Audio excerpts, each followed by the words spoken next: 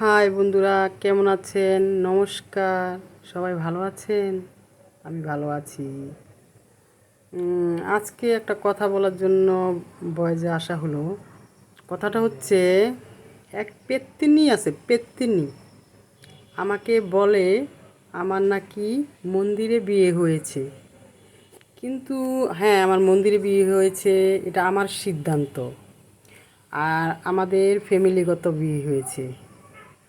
আমি তো বের হয়ে যাইনি যেন আমার মন্দিরে বিয়ে হয়েছে। হ্যাঁ, বিয়ে নিয়ে বড় কথা বলা ঠিক না, তো বলছি আমার তো মন্দিরে বিয়ে হয়েছে। আর তোর যেন তুই একটা বিয়ে বসে দেখ, পারস নাকি? তোর কোনো যোগ্যতা আছে? যোগ্যতা নাই, কিন্তু মাইসের নিন্দানের যোগ্যতা আছে। আর আমার যে বিয়ে হয়েছে, আমার দুই ভাই বিয়েতে খরচ করেছে, আমার কোনো কিছু কেনার বাকি রাখেনি।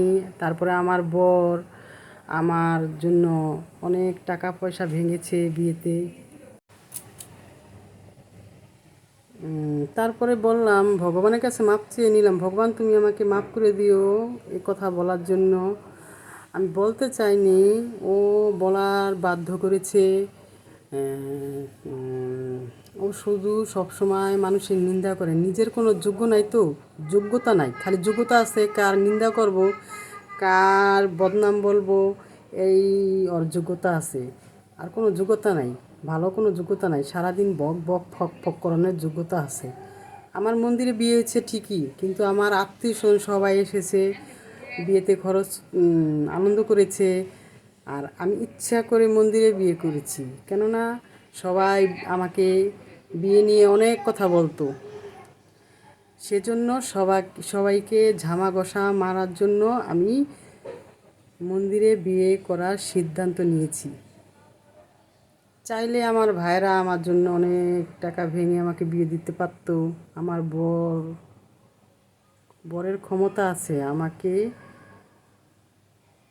বিয়ে করার জন্য খরচ করার মতো ক্ষমতা আছে। আমি যদি